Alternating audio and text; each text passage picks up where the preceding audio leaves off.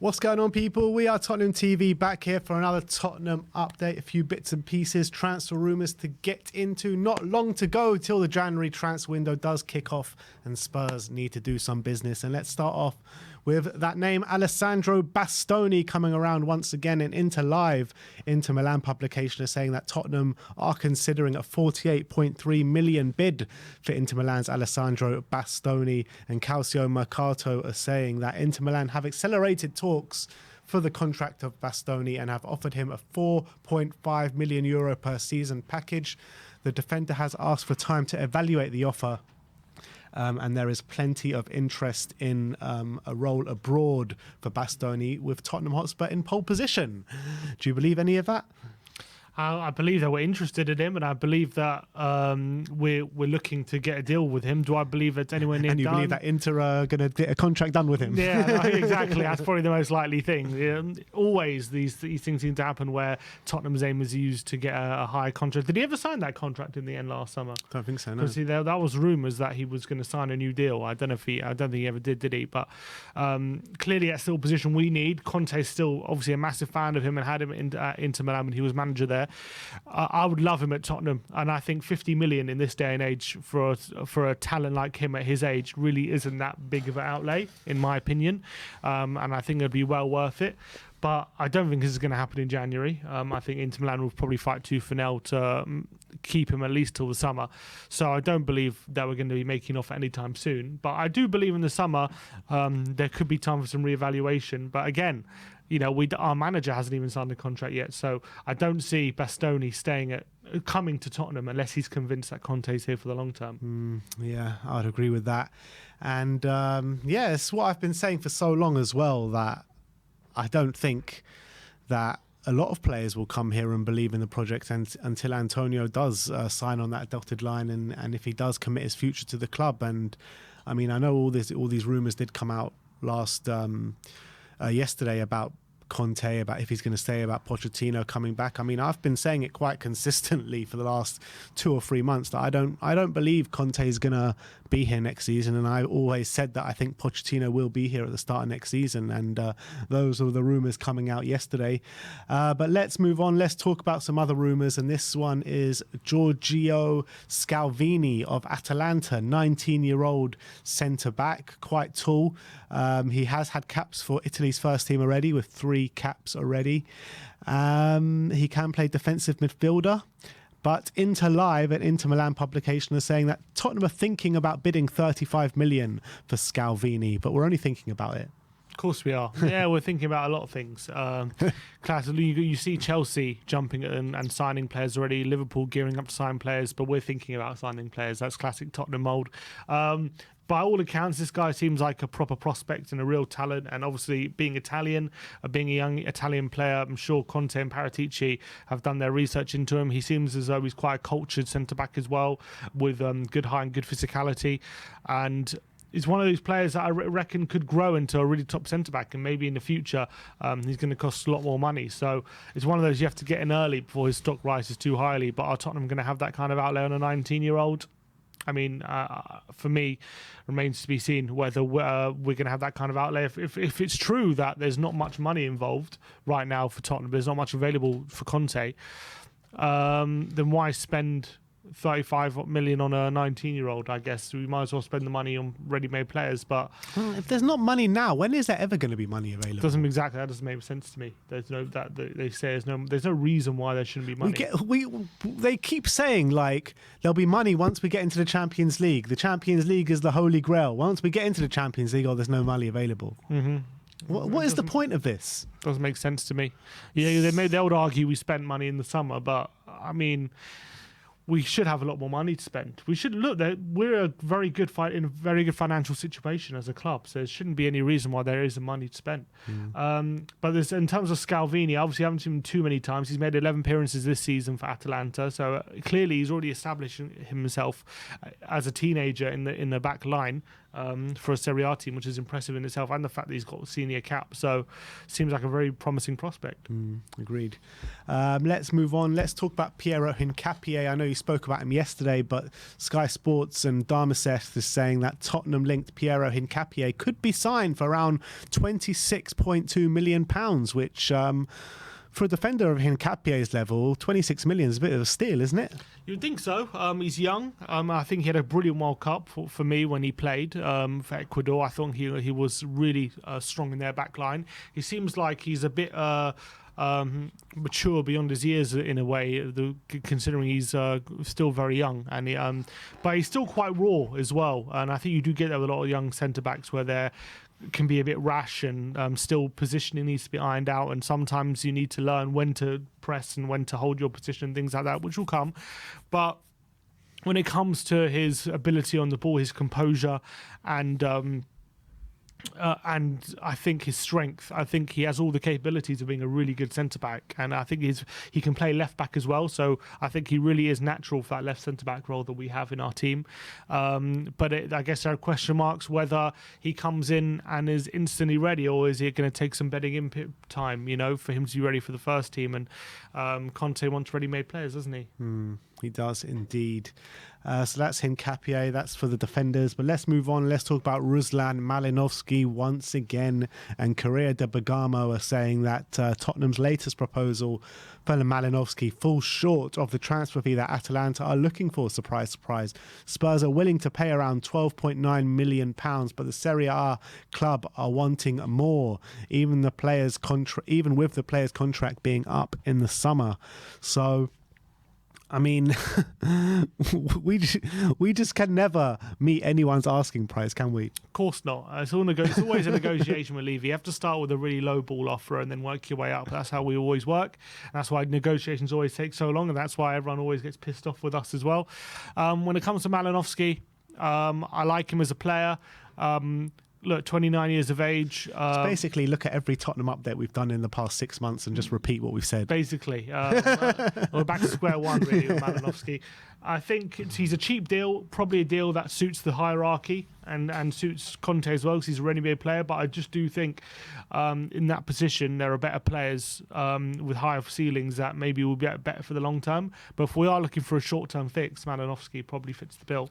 With Malinovsky, I wanted him in January just because, last January, I think, or last summer, whenever we were seriously linked with him, because, there were not many options available.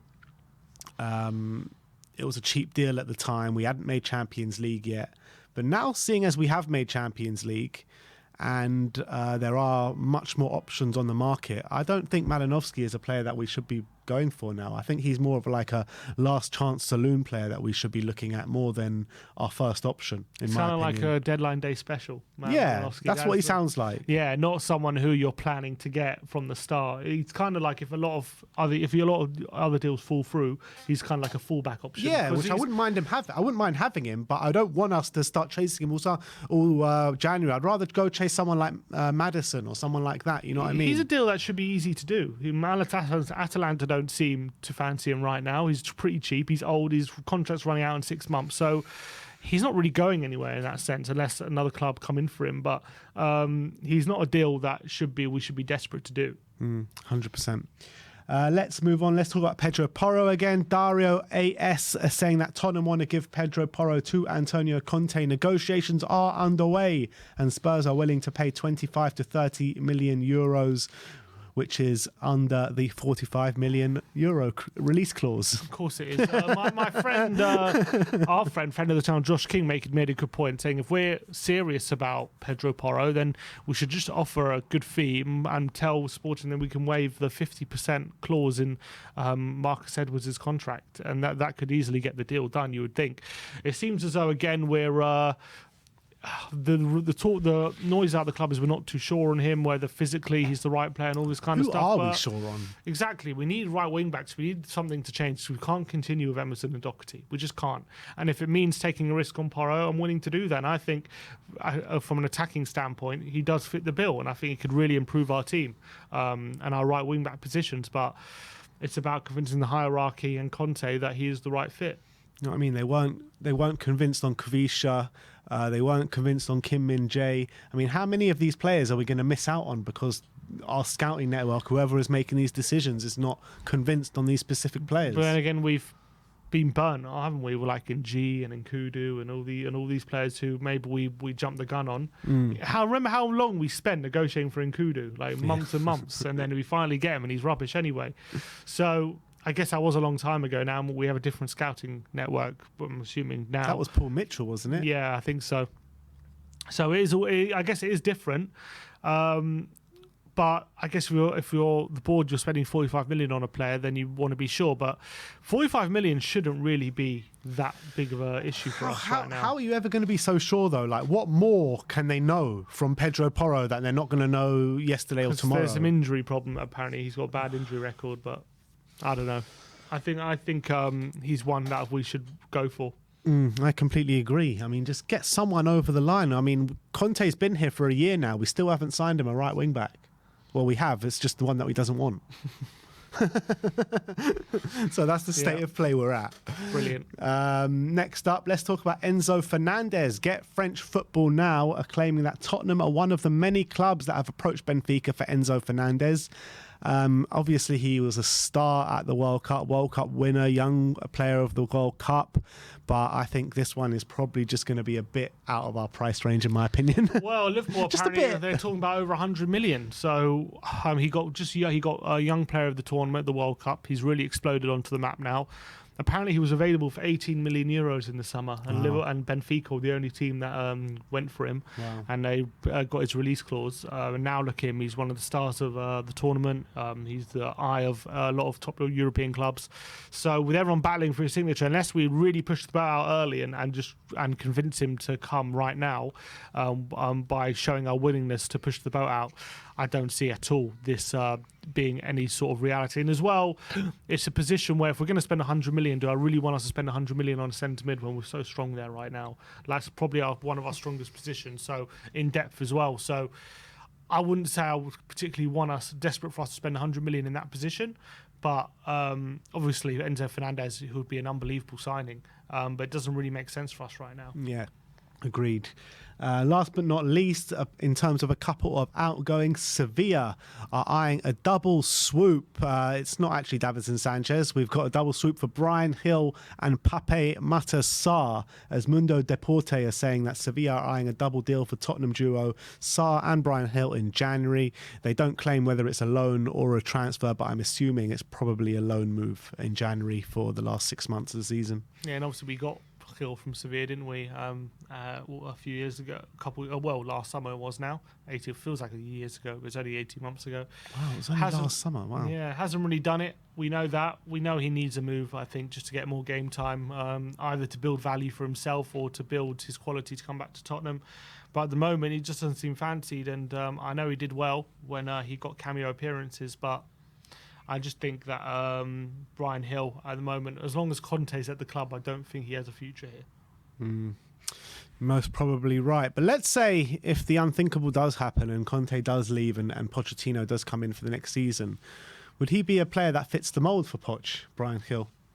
Potentially. I don't even think he's the only one. I think we have a few players out on loan. I think Poch might have a second crack out. What, Ndombele? Celso. I wouldn't be surprised if he wants a second crack at them if that was to be the case. And I think Bryan Gil is a player that Pochettino can manage and can help grow. And considering how his work ethic and things like that, I think Poch would like him as well. So I do think Bryan Gil will definitely have a better chance under Poch than Conte. I was actually speaking to Danny last night. We were having a bit of a back and forth about what would happen to Spurs if Conte was to leave and Pochettino was to come and stuff. And I was actually going through like a lineup that I would think like Poch would play, and it's actually not too bad. And I was thinking that Poch won't even need that much to get his team out of this squad. And where is it? So I had Spurs to get a new goalkeeper, the back four would be Udogie left back, Spence right back, Romero and a new centre back as a back four. And I think he could make Spence and Udogie like what he made Walker and Rose, or not that level, but maybe even close to that level. A middle two of either Basuma and Bentancur, or Højbjerg and Bentancur, one of the two, with Skippy in there as well. And then Son on the left, Kulu on the right, a new number 10, and then Kane or Rishi up top.